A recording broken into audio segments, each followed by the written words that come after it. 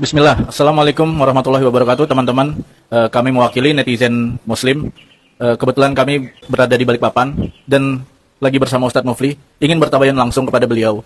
Apakah benar beliau mendoakan teman-teman saudara Muslim mati mendengarkan musik? Ya, jadi beredar ya beberapa hari-hari kemarin potongan video yang isinya mungkin disalahpahami oleh kebanyakan netizen. Jadi mungkin kita mau tanya langsung nih sama Ustadz Mufli mumpung kita lagi bareng sama beliau. Yang pertama mungkin maksud dan intinya itu apa kira-kira Ustadz dari video itu? Assalamualaikum warahmatullahi wabarakatuh. Teman-teman yang dirahmati Allah, baik yang menyimak secara online maupun teman-teman yang tabayun offline, jazakumullah khairan. Sebenarnya Anda itu maju mundur ya untuk mengklarifikasi atau menjelaskan hal ini. Sebagian ustadz-ustadz yang bahkan senior itu ada yang dorong, Ustadz Mufli, itu harus berikan penjelasan supaya ini tidak dikonsumsi nanti sampai berbulan-bulan bahkan sampai tahun-tahun mendatang. Karena kalau antum diam saja, nanti orang kira itu benar. Sebagian yang lain bilang, Ustadz Mufti, antum ini bukan yang pertama yang dipotong-potong seperti itu. Sudah banyak kok ustadz-ustadz yang senior yang sudah lebih duluan daripada antum. Video mereka dikonsumsi masyarakat dalam kondisi terpotong-potong dan tidak sesuai esensi. Jadi adalah let them go gitu aja. Jadi Anda pikir ya sudah deh, gak apa-apa untuk sekali ini Anda menyempatkan waktu untuk melayani teman-teman yang mau tabayun. Meskipun ini kalau kita bilang banyak hal yang lebih penting daripada sekedar hal ini. Nah, apalagi di masa-masa haji kita mau jelaskan, mau bikin video yang menjelaskan prosesi haji, hukum-hukum yang bermanfaat untuk jamaah haji di hari-hari ini, ketimbang bikin klarifikasi. Oke. Oh ya, saya kenalkan dulu, ini tim saya. Beliau-beliau bukan tim saya. Sehingga beliau-beliau tidak tahu dapurnya. Yang paling tahu mereka. Karena ini editornya juga ada di sini, editor video itu. Jadi suatu hari kami dapatkan ada sebuah video dari Mesir, berbahasa Mesir, konten kreator yang dia punya video bunyinya gini. Assalamualaikum warahmatullahi wabarakatuh. هل الأغاني حرام ولا حلال؟ السؤال اللي بتسأل 100 مرة. يا أخي الحبيب، لو سقت لك جميع الأدلة وقلت لك أن الأغاني حرام أو حلال لن تقتنع، ولكن أنا أريد الاقتناع من داخلك. أنا سأدعو لك وأنت قل آمين. أريدك أن تؤمن على دعائي.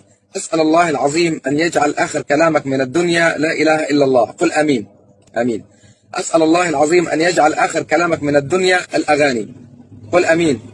لن تقل آمين. أسأل الله العظيم رب العرش العظيم أن يملأ صحفك يوم القيامة بالقرآن الكريم. قل آمين. سمعتك تقول آمين. أسأل الله العظيم رب العرش العظيم أن يملأ صحفك يوم القيامة بالأغاني. هل قلت آمين؟ لم تقل آمين لأنك تعرف الفرق بين الحق Dia bilang gini, apa hukumnya musik? Ini adalah pertanyaan yang sudah puluhan, mungkin ratusan, dan berkali-kali kalian bertanya tentang hal ini. Kalau soal hukumnya, sudah kita nggak usah bahas lagi. Sekarang coba kalian aminkan apa doa saya.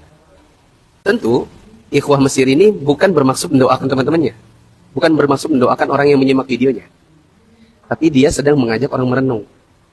Kalau seandainya ada doa seperti itu, apa iya kalian berani berdoa amin, mengaminkan bahwa kalian akan wafat dalam kondisi mendengar musik? Maksudnya dia, kalau memang itu nggak ada masalah buat kalian, harusnya kalian nggak perlu takut. Tapi orang tidak berani mengaminkan, itu menunjukkan bahwa sebenarnya dalam hati kecil, mereka takut juga. Mereka dalam hati kecil mengiyakan bahwa dengerin musik itu ada masalah juga sebenarnya. Gitu kan? Ana sama tim bilang gini, ini menarik nih videonya. Bagaimana kalau kita bikin versi bahasa Indonesianya? Kan itu versi bahasa Mesir soalnya. Ya, di remix ya. Di remix. Ini kan bahasa kita. Bedanya, yang di Mesir itu dia alurnya cepat. Antara doa, yang terkesan doa itu, dengan pertanyaan, ada yang berani mengaminkan, itu nggak ada jeda, hampir nggak ada jeda. Sedangkan Ana, itu alurnya alur lambat. Di renungan kan cenderung lambat alurnya. Ana ngomong gini, agar mereka mati dalam keadaan mendengarkan musik, menyanyi, mendengarkan konser, dan yang semacam itu ya Allah. Ucapkan amin. Nggak ada yang mau bilang amin.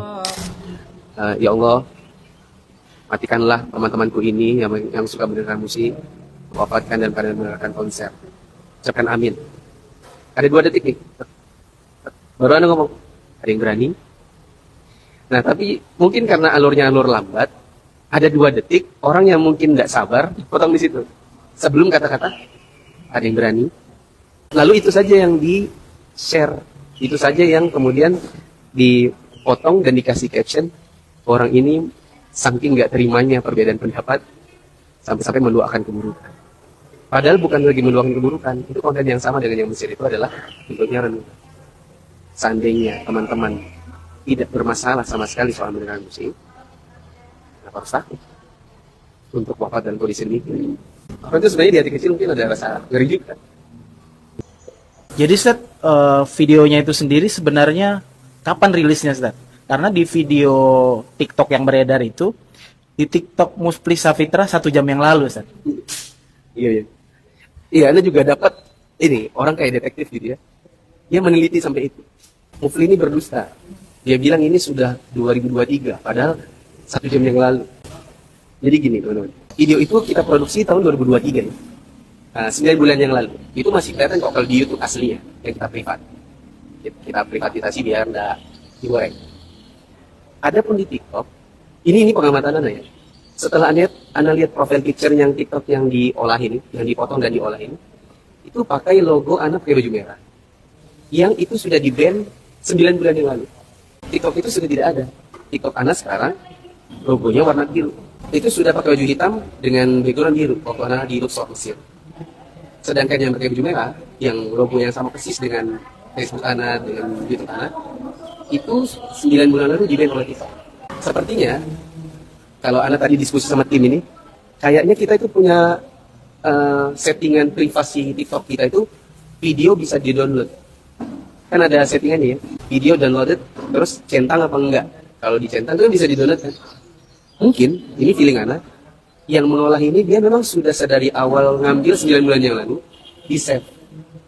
Habis di-save, kemudian muncullah kasus yang baru terjadi sebulan yang lalu, kemudian diangkat, dihukum-hukum. Tadi Ustadz bilang videonya di private. Kenapa di private? Kenapa nggak dibuka aja videonya, Ustadz? Ini juga pertanyaan banyak orang. Kalau memang Ustadz tidak bermaksud mendoakan, kenapa Ustadz seperti takut? Karena kita private. Itu saran dari salah seorang Ustadz kita. Ustadz Mufli, daripada digoreng terus, nanti juga antum munculkan orang itu kalau memang sudah tidak suka, dia nggak bakal percaya. Sedangkan teman-teman yang percaya sama antum, yang kenal sama antum nggak kasih penjelasan, mereka pun nggak akan percaya. Masa iya seorang Ustadz Mufli yang kita kenal kemudian mendoakan keburukan depan kamera lagi? Seandainya nih ya, seandainya Anda melakukan itu betul-betul di depan kamera, doain orang keburukan, Ustadz-ustadz yang kenal Anda, kira-kira menurut antum akan mendukung atau malah menasihati Anda? Kira-kira yang mana ini? Pasti dinasihati. Pasti Anda dinasihatkan. Ustadz, ini yang terakhir nih, Ustadz.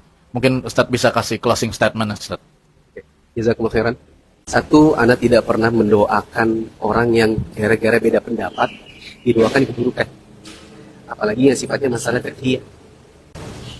Yang kedua, insya Allah ini kayaknya di mungkin pertama kali Anda bikin klarifikasi. Dan insya Allah ke depan Anda nggak mau lagi. Karena kita ini tidak hidup di dunia entertainment misalnya. Entertainment itu supaya selalu eksis butuh 2. Prestasi, sensasi. Berprestasi di bidang film, musik, dan lain-lain.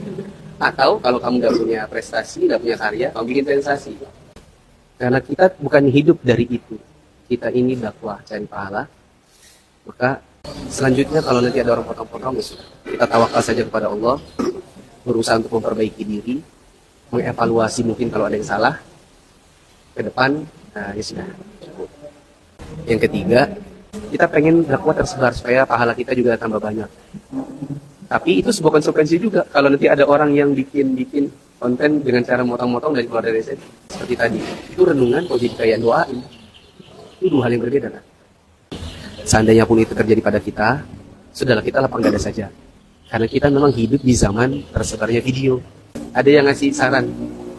Dia bilang, Ustaz, ke depan kalau bisa semua videonya Ustaz pakai timestamp. Ya, itu nanti mungkin insya Allah akan dibuat. Itu termasuk bagian dari evaluasi. Jadi, karena insya Allah banyak waktu kalau ada orang mau tanya. Jangan kan cuma katanya, nasihat pun. Ini kan mereka paham banget. Antum juga paham tentang anak. Bahwa anak itu orangnya open-minded. Sehingga kalaupun dinasihati, bahkan oleh orang yang mungkin murid, notabene seorang murid, anak itu orangnya terbuka. Karena bagian dari pengembangan diri, kalau kita itu mau mendengarkan kritikan orang.